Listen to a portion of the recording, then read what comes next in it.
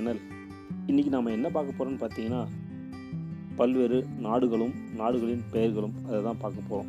நாடுன்னு சொன்னோடனே பல வரலாற்று சிறப்புமிக்க பெயர்கள் நமக்கு தெரியும். ஏன் இந்த ஊருக்கு இந்த பேர் வச்சாங்க, ஏன் அந்த நாட்டுக்கு அந்த பேர் வச்சாங்க. எக்ஸாம்பிள் பார்த்தீங்கன்னா, ஈரான், அமெரிக்கா, சைனா.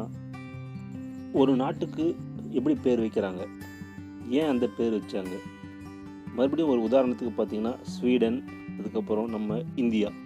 நம்ம நாட்டுக்கு ஏன் அந்த பேர் வச்சாங்க, எதனால் இந்தியா அப்படின்னு பேர் வச்சாங்க நம்ம நாட்டுக்கு. இதை பற்றியும் பல்வேறு நாடுகளின் சிறப்புகள், அதை பற்றி தாங்க பார்க்க போகிறோம். அப்போது எல்லா நாட்டுக்கும் ஏன் அந்த பேர் வச்சாங்க அப்படின்றத என்னுடைய சேனலில், இளன் எஜுகேஷன்ற சேனலில் போடுறேன். இப்போ முதல்ல பார்க்க போகிறது நாடு பார்த்திங்கன்னா கனடா. கனடாவுக்கு ஏன் பேர் அந்த பேர் வச்சாங்க, எப்படி வந்துன்னு பார்த்தீங்கன்னா, கெனாட்டா இரோக்கிஷ் லாங்குவேஜில் வந்தது. அதுக்கப்புறம் அதனுடைய விளக்கத்தை பார்த்திங்கன்னா, அது என்னன்னு சொல்லுதுன்னா, வில்லேஜ் செட்டில்மெண்ட் அப்படின்னு சொல்லுது. அதுக்கப்புறம் இந்த கெனாட்டா இரோக்கிஷ்னு சொல்லியே அது என்னவா மாறிடுச்சுன்னு பார்த்தீங்கன்னா, கனடான்னு. அப்படி அந்த கனடா அப்படின்ற பேர் 1840ஆம் ஆண்டு பேர் சூட்டிட்டாங்க. இப்போது அடுத்ததாக இருக்கிறது ஐஸ்லாண்ட். இந்த ஐஸ்லாண்ட் இப்போ என்ன சொல்லிட்டு இருக்காங்கன்னு பார்த்தீங்கன்னா, கிரீன்லேண்ட்னு சொல்லிட்டு இருக்காங்க. இந்த ஐஸ்லாண்ட் சொல்லும்போது அது ஸ்லோ ஐஸ், அந்த இல்லை லேண்ட் ஆஃப் ஐஸ் அந்த மாதிரி இருந்தது. அதுக்கப்புறம் கிரீன்லேண்ட் மாறிச்சு. எதனால் மாறிச்சுன்னு பார்த்தீங்கன்னா, அது வந்து பசுமை நிறைந்த ஒரு இடமா இருந்ததுனால, அதுவும் இல்லாமல் மூங்கில் அதிகமாக, அதாவது பேம்பு அதிகமாக இருந்ததுனால அந்த ஐஸ்லாண்ட் என்னவா மாறிச்சுன்னா கிரீன்லேண்ட்னு மாறிடுச்சு. அதாவது ரெண்டுமே ஓல்டு நாஸ், அதை பற்றி தாங்க சொல்லுது. ஸோ அப்போ இதுக்கு முன்னாடி ஐஸ்லாண்டாக இருந்த அந்த நாடு இப்போது பசுமை நிறைந்த சூழலை மாறதுனால என்ன கிரீன்லேண்ட்னு சொல்கிறோம். இப்போ அடுத்த நாடு என்னென்னு பார்த்தீங்கன்னா அயர்லாண்ட் போது ஈரு, அதாவது இங்கிலீஷில் பார்த்தீங்கன்னா லேண்ட்னு சொல்லலாம். அதாவது பியூட்டிஃபுல் ப்ராஸ்பரஸ் லேண்ட் ஆஃப் ஈரு. அடுத்தது பார்த்திங்கன்னா போர்ச்சுகல். இந்த போர்ட்டுகல் பார்த்திங்கன்னா லாட்டினில் போர்ட்டஸ் கேலே, அதாவது கேலேன்னு சொல்லலாம். அதுக்கப்புறம் இதை வந்து என்னென்னு சொல்லுவாங்கன்னா போர்ட் ஆஃப் கால்ஸ். அப்படி நீங்கள் சொல்லிக்கிட்டே வந்தீங்கன்னா அது ஆக்சுவலாக என்னென்னு வந்துடும், போர்ச்சுகல்னு வந்துடும்.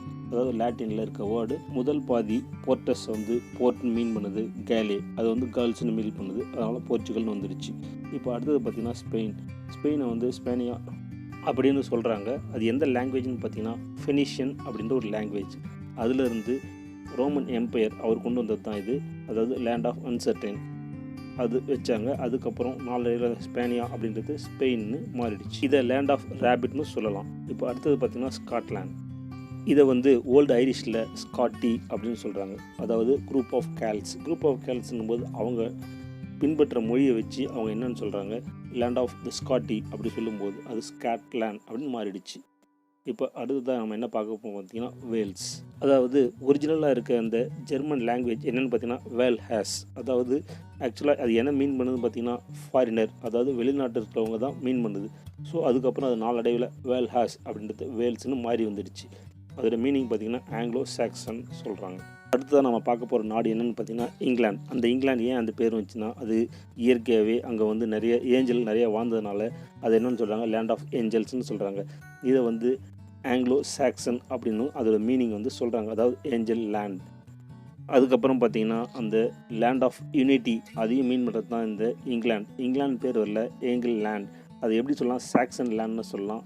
அந்த சாக்சன்ற அந்த ஒரு அரசர் தான் அந்த யூனிட்டியை கொண்டு வந்தார். அதனால தான் அந்த பேர் ஆங்கிலோ சாக்சன் வச்சாங்க. அதுக்கப்புறம் நாளடைவில் அது மக்கள்கிட்ட மாறி பேர் என்னென்னு வந்துச்சுன்னு பார்த்தீங்கன்னா இங்கிலாந்து அப்படின்னு மாறிடுச்சு.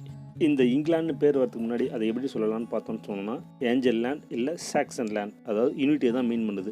இப்போது அடுத்தது நம்ம என்ன பார்க்க போகிறோம்னு பார்த்தீங்கன்னா United Kingdom of Great Britain and Northern Ireland. இதை தாங்க பார்க்க போகிறோம். இந்த யுனைடெட் கிங்டம் எதெல்லாம் மீன் பண்ணுதுன்னு பார்த்தீங்கன்னா அயர்லாந்து, ஸ்காட்லாந்து, அதுக்கப்புறம் பிரிட்டன். இந்த பிரிட்டன் ஏன் அது பேர் வந்துச்சுன்னு பார்த்தீங்கன்னா ஓல்டு செல்டிக் அந்த லாங்குவேஜ் என்ன சொல்லுதுன்னா பிரிட்டானி, அதாவது அங்கே மென்ஷன் பண்ணியிருக்கேன். இது எல்லாமே இந்த 3 நாடையும் சேர்ந்து தான் அதை கிரேட் பிரிட்டன்னு சொல்கிறோம். இந்த கிரேட் பிரிட்டன் பார்த்திங்கன்னா largest island of painted people அப்படின்னு சொல்லலாம். இப்போது அடுத்தது நம்ம என்ன பார்க்க போகிறோம்னு பார்த்திங்கன்னா அதுதாங்க பெல்ஜியம். இந்த பெல்ஜியம் அப்படின்ற வேர்டு வந்து ஓல்டு ஜெர்மானிக் இல்லை லாட்டின் வேர்ட். மீனிங் பார்த்தீங்கன்னா பெல்கே, அதாவது ட்ரைபல் பீப்புள் ஃபைட் பண்ணுறாங்க, அதாவது ஆங்கிரி அண்ட் ஃபியூரியஸ் அதை தான் சொல்லுது. அடுத்தது பார்த்திங்கன்னா ஃப்ரான்ஸ். இந்த ஃப்ரான்ஸ் அப்படின்ற வேர்டு எதுலேருந்து பார்த்தீங்கன்னா ஓல்டு ஜெர்மானிக் அதுலேருந்து வந்தது தான். பேசிக்காகவே அது ஃப்ராங்க்ஸ், அதாவது free people, land of free people அதை தான் சொல்லுது இந்த ஃப்ரான்சியா. அதுக்கப்புறம் நாளடைவில் அது ஃப்ரான்ஸ்னு மாறிடுச்சு. இப்போ அடுத்து நம்ம பார்க்க போகிறது USA, United States of America. அப்படி இந்த யுஎஸ்ஏ அதாவது யுனைடெட் ஸ்டேட்ஸ் ஆஃப் அமெரிக்கா ஏன் அப்படி சொல்கிறாங்கன்னு பார்த்தீங்கன்னா யூனியன் அதாவது ஒரு சின்ன சின்ன நாடுகளெல்லாம் சேர்த்து அந்த ஊர்களெல்லாம் சேர்த்து வந்தது தான் யூனியன் ஸ்டேட்ஸ் ஆஃப் அமெரிக்கா அப்படின்னு வச்சாங்க.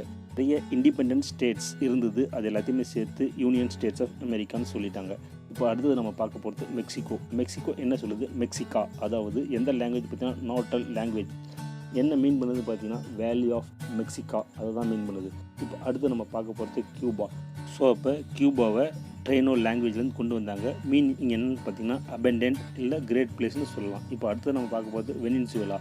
வெனின்சுவேலா பார்த்தீங்கன்னா இட்டாலியன் ஆர் ஸ்பானிஷில் வெனிசியோலா அப்படின்னு மீனிங் பார்த்தீங்கன்னா லிட்டில் வெனிஸ். ஸோ இதிலேருந்து தான் நாளடைவில் அது என்ன ஆச்சுன்னா வெனிசுலா அப்படின்ற ஒரு நாடாக மாறிச்சு. லிட்டில் வெனிஸை வந்து இட்டாலியன் எக்ஸ்ப்ளோரர் என்னன்னு சொல்கிறாங்க பார்த்தீங்கன்னா வெனின்சுவேலா அப்படின்னு சொல்லிட்டாங்க. இப்போது அடுத்தது நம்ம என்ன பார்க்க போகும் பார்த்தீங்கன்னா பிரேசில். பிரேசில் சொல்லும்போது பிராசாயில், அதாவது போர்ச்சுகீஸ் லாங்குவேஜில் அது அப்படி சொல்கிறாங்க. மீனிங் பார்த்தீங்கன்னா வுட் ரெட், அதாவது ரெட் வுட் சொல்கிறாங்க. பிராசா அப்படின்னு சொல்லும்போது அதை ரெட்டு சொல்லுது, லைக் அன் எம்பர்.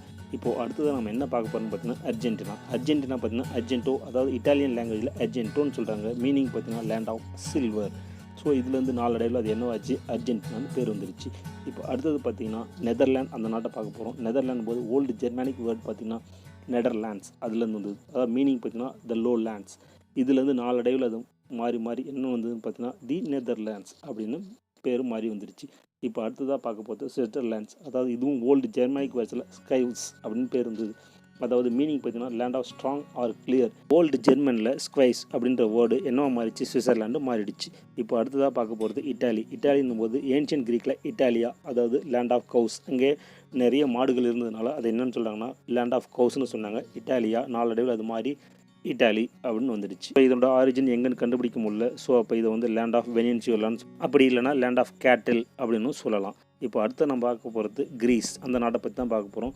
அதாவது லாட்டினில் என்னன்னு சொல்லலாம்னா கிரேசியா, அதாவது க்ரீன் லேண்ட், அதை தான் சொல்லுது. அதுக்கப்புறம் நாளடைவில் அது மாறி மாறி என்னென்னு வந்துருச்சுன்னு பார்த்தீங்கன்னா கிரீஸ் அப்படின்னு நாடுக்கு, அந்த நாட்டுக்கு பேர் வந்து. ஸோ அப்போ இந்த கிரீஸுக்கு ஆரிஜின் இது வரைக்கும் யாரும் கண்டுபிடிக்க முடியல. ஆனால் இதை வந்து லாட்டின் லாங்குவேஜில் கிரேசியா அப்படின்னு சொல்கிறாங்க. மீனிங் பார்த்தீங்கன்னா க்ரீக் லேண்ட். இப்போ அடுத்ததாக பார்க்க போது இஜிப்ட். இஜிப்டுன்னு பார்த்தீங்கன்னா அது வந்து ஏன்ஷியன்ட் இஜிப்டியன், அவங்க என்னென்னு சொன்னாங்க பார்த்தீங்கன்னா ஹைகுப்தா, அதாவது டெம்பிள் ஆஃப் பிட்டா அப்படின்னு சொல்கிறாங்க. இதுலேருந்து நாளடைவில் அது ஹைகுப்தா அப்படின்ற பேர் வந்து மாறி மாறி என்னவா மாறிச்சு ஈஜிப்ட் அப்படின்ற ஒரு நாடாக மாறி வந்துடுச்சு. இப்போ நம்ம அடுத்ததாக பார்க்க போகிற நாடு பார்த்திங்கன்னா சவுதி அரேபியா, அதாவது அரபிக் லாங்குவேஜ், அதாவது ஹவுஸ் ஆஃப் சாட் ஆர் வேண்டரர், அதாவது புதுமையை வந்து கொண்டு வரதுக்காக அந்த வீடு மாதிரி சொல்லியிருந்தாங்க. அதுக்கப்புறம் அது நாளடைவில் அது சவுதி அரேபியா அப்படின்னு பேர் வந்துடுச்சு. அது அரபிக்கில் என்னென்னு சொல்கிறாங்க பார்த்தீங்கன்னா சவுத் அரேப் அப்படின்னு சொல்கிறாங்க. இப்போ அடுத்தது நம்ம பார்க்க போகிறது பார்த்திங்கன்னா சிரியா. சிரியானா அந்த அசரியன் லாங்குவேஜ், அதாவது அசர்வா அப்படின்னு சொல்கிறாங்க, அதாவது சிட்டி ஆஃப் அசர். அதுக்கப்புறம் அடுத்து நம்ம என்ன பார்க்கணும் பார்த்தீங்கன்னா ஈராக். ஈராக்னும் போது உருக், அதாவது சுமேரியன் லாங்குவேஜ், அது ஒரு சிட்டி, அதாவது ஃபர்டைல் சிட்டி, அதில் தான் கொண்டு வராங்க உருக். அது நாளடைவில் அது மாதிரி ஈராக் அப்படின்னு பேர் வந்துடுச்சு. இப்போ நம்ம இந்தியாவில் பார்த்திங்கன்னா 3 விதமாக சொல்லலாம். இந்தியா, பாரத், அதுக்கப்புறம் இண்டஸ். அதுக்கப்புறம் இந்த சான்ஸ்கிரிட்டில் சிந்து அப்படின்ற லாங்குவேஜ் மாதிரி தான் இண்டஸ்னு பேர் வந்திருக்கா சொல்கிறாங்க. அதுக்கப்புறம் இதை தான் 3 விதமாக சொல்லியிருக்காங்க. இந்தியா, பாரத், அதுக்கப்புறம் இண்டஸ், அதாவது அந்த ரிவர்லேருந்து சொல்கிறாங்க. இப்போ அடுத்ததாக பார்க்க போகிறது சைனா. அந்த சைனா குவீன், அதாவது ஏன்ஷியன் சைனீஸில் லேண்ட் ஆஃப் குவீன் அப்படின்னு சொன்னாங்க. அதுக்கப்புறம் அந்த லேண்ட் ஆஃப் குவீன்னு சொல்லும்போது அது நாளடைவில் மாறி மாறி என்னவா மாறிச்சு சைனான்னு அந்த நாட்டுக்கு பேர் வந்து. இப்போ நம்ம அடுத்ததாக பார்க்க போகிறது ஜப்பான். அதாவது அந்த ஜப்பான் ஒரிஜினல் என்னன்னு சொன்னாங்கன்னா நிப்பான் அப்படின்னு சொன்னாங்க, இல்லை ஷிப்பாங் அப்படின்னு சொன்னாங்க, அதாவது ஓல்டு ஜாப்பனீஸ், அதாவது என்னன்னு சொன்னால் லேண்ட் ஆஃப் ரைசிங் சன். இப்போ இந்த நிப்பான் அப்படின்ற லாங்குவேஜ் அந்த வேர்டு மாறி மாறி என்ன மாறிச்சு ஜப்பான் அப்படின்னு வந்துருச்சு.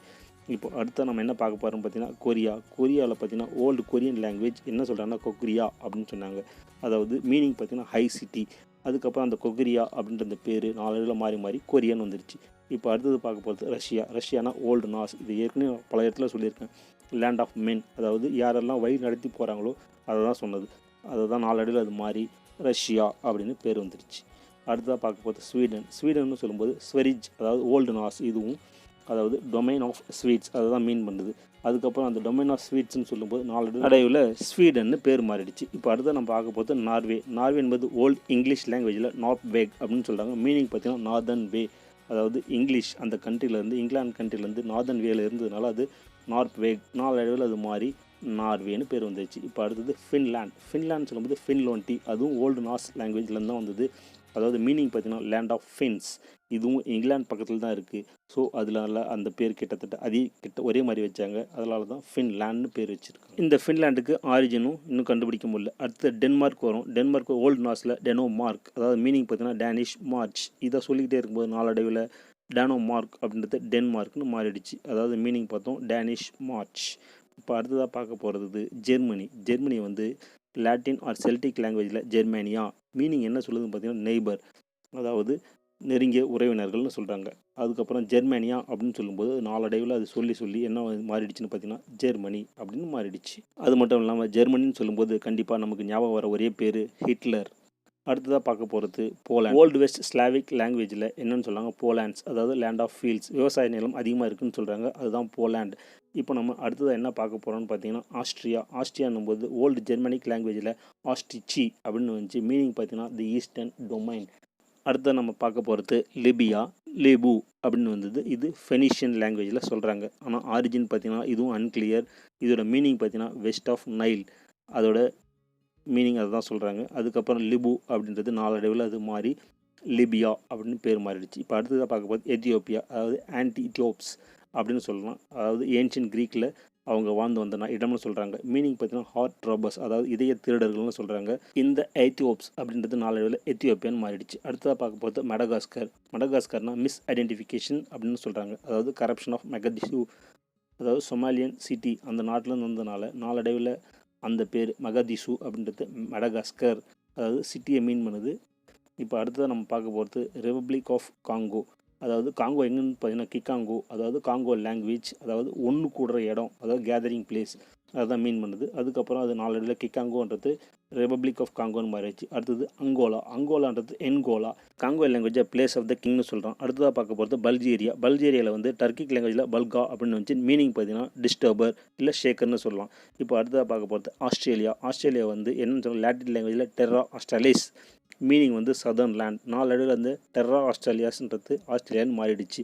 அப்படி இந்த ஆஸ்திரேலியா நம்ம என்னன்னு சொல்லலாம்னு பார்த்தீங்கன்னா லேண்ட் ஆஃப் டவுன் அண்டர் அப்படின்னு சொல்லலாம். இப்படி சொல்லும்போது எல்லாருக்கும் ஞாபகம் வர்றது கிரிக்கெட் தாங்க. அடுத்ததாக பார்க்க போகிறது நியூசிலாந்து. நியூசிலாந்து சொல்லும்போது டச் லாங்குவேஜில் ஜீலேண்ட், அதாவது மீனிங் பார்த்தீங்கன்னா வெஸ்டர்ன் நெதர்லாண்ட்ஸில் இருக்குதுன்னு சொல்கிறாங்க. அதோட மீனிங் நாளடைவில் அந்த ஜீலேண்ட் அப்படின்றது மாதிரி டச் லாங்குவேஜ்ன்றது இங்கிலீஷில் மாதிரி நியூசிலாண்ட் அப்படின்னு மாற்றிட்டாங்க. இப்போ அடுத்ததாக பார்க்க போகிறது ஃபிலிப்பைன்ஸ். ஃபிலிப்பைன்ஸ் சொல்லும்போது லாஸ் ஐஸ்லாஸ் ஃபிலிப்பினாஸ், அதாவது ஸ்பானிஷ் லாங்குவேஜில் சொல்கிறாங்க. அதோட மீனிங் பார்த்தீங்கன்னா ஐலாண்ட் ஆஃப் ஃபிலிப், அந்த ஒரு மன்னர் அந்த பேர் வச்சு சொல்கிறாங்க. நாளடைவில் அது மாதிரி ஃபிலிப்பைன்ஸ் மாறிடுச்சு. அடுத்தது ரொமானியா. லாட்டின் லாங்குவேஜில் ரொமானஸ், அதாவது லேண்ட் ஆஃப் தி ரொமான்ஸ், அதாவது ரொமானியன்ஸ் வாழ்ந்த இடம் சொல்கிறாங்க. அதுக்கப்புறம் நாளடைவில் ரொமானியான்னு மாறிடுச்சு. இப்போது அடுத்து நம்ம பார்க்க போகிறது ரொம்பவே முக்கியமான நாடு, அதுதாங்க சிங்கப்பூர். இது சான்ஸ்கிரிட்டில் என்ன சொல்கிறாங்கன்னு பார்த்தீங்கன்னா சீமாபூரா அப்படின்றாங்க, அதாவது சிட்டி ஆஃப் லயன். சீமாபூரா அப்படின்னு சொல்லும்போது நாளடைவில் அது மாறி சிங்கப்பூர் அப்படின்னு மாறிடுச்சு. இது எல்லாருக்குமே பிடிச்ச ஒரு நாடு தாங்க. இப்போ அடுத்ததாக பார்க்க போகிறது இந்தோனேஷியா. இந்தோனேஷியா வந்து ஏன்ஷியன் க்ரீக்கில் என்ன சொல்கிறாங்கன்னு பார்த்தீங்கன்னா இண்டோஸ் நேசாஸ், அதாவது மீனிங் பார்த்தீங்கன்னா தி இந்தியன் ஐலாண்ட்ஸ், அதாவது இந்தியர்களோட வம்சாவளின்னு சொல்கிறாங்க. இப்போ அடுத்ததாக பார்க்க போகிறது டர்க்கி, அதாவது டொரோக், அது என்னன்னு சொல்கிறாங்க ப்ரோட்டோ டோர்க்கிக் லாங்குவேஜில் சொல்கிறாங்க. மீனிங் பார்த்தீங்கன்னா லேண்ட் ஆஃப் டர்க்ஸ், உறுதி உள்ளவர்களாக இருப்பாங்கன்னு தாங்க சொல்கிறாங்க. இது வரைக்கும் நம்ம பார்த்தது ஒரு சில நாடுகள் மட்டும்தாங்க. என்னுடைய அடுத்த வீடியோவில் மற்ற நாடுகள் பற்றியும் அதற்குண்டான பேருக்குண்டான காரணங்கள் அதையும் கண்டிப்பாக நான் போடுறேங்க. தேங்க்யூ.